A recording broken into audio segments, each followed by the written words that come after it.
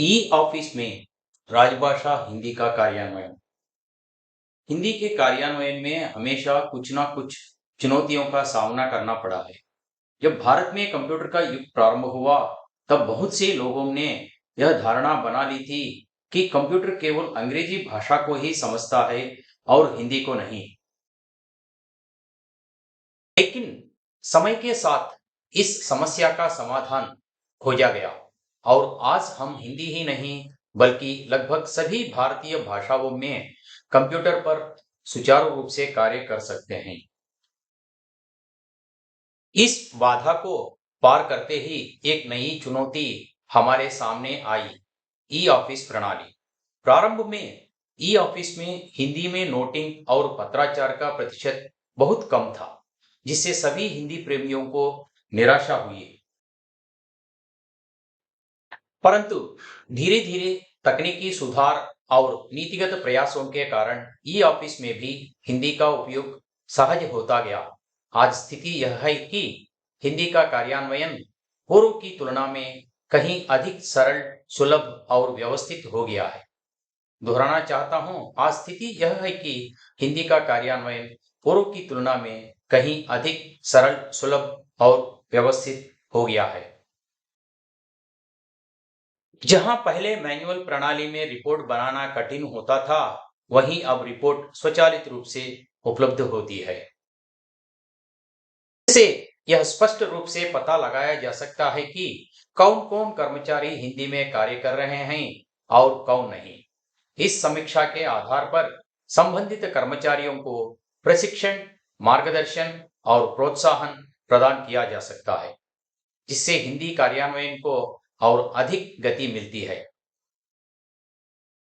नहीं नहीं, अब किए गए कार्यों को एक क्लिक में साक्ष्यों सहित प्रस्तुत किया जा सकता है, जिससे पारदर्शिता और उत्तरदायित्व भी सुनिश्चित होते हैं। ई ऑफिस में हिंदी नोटिंग की वर्तमान स्थिति और विश्लेषण। ई ऑफिस में हिंदी नोटिंग का प्रतिशत जानना बहुत जरूरी है, ताकि हम अपनी मौजूदा स्थिति को समझ सकें। यह जानकारी मिलने पर ही हम हिंदी में नोटिंग को बढ़ाने की योजना बना सकते हैं। इसके लिए एमआईएस रिपोर्ट पर क्लिक करें।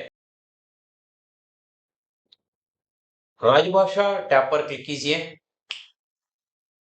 और इसमें राजभाषा टैब पर हिंदी नोटिंग यूसेज रिपोर्ट पर क्लिक कीजिए।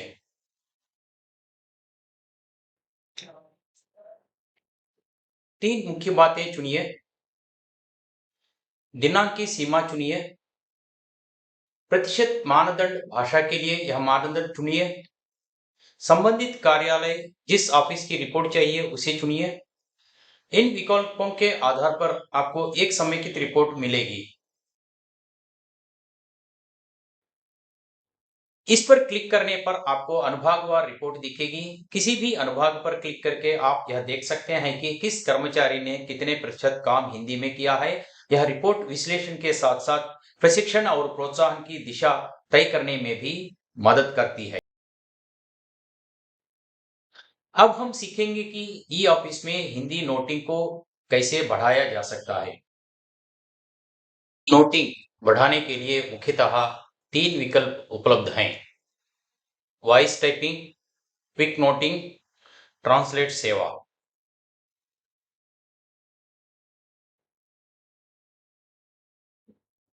पहला विकल्प वॉइस टाइपिंग। इसके लिए नोटशीट पर जाकर अपने कीबोर्ड से विंडोज प्लस एच बटन दबाइए।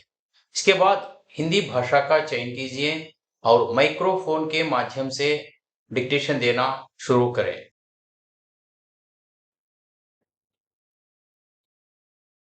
यहाँ क्विक नोटिंग दूसरा विकल्प में क्विक नोटिंग है। इस विकल्प में आप अपनी आवश्यकताओं के अनुरूप पूर्व निर्धारित नोटिंग सामग्री तैयार करके रख सकते हैं।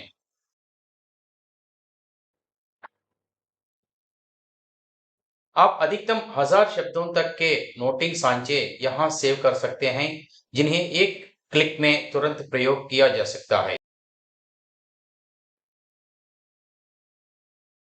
तीसरा विकल्प ट्रांसलेट सेवा। यह सेवा भारत सरकार के कंठस्थ 2.0 प्लेटफॉर्म से एकीकृत की गई है।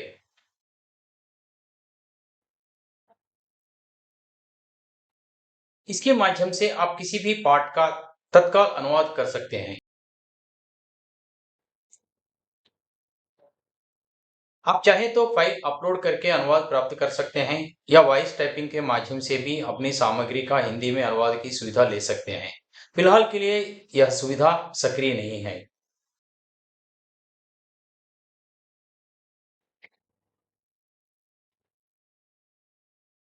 आप चाहे तो हिंदी या अंग्रेजी टाइप कर अनुवाद ले सकते हैं।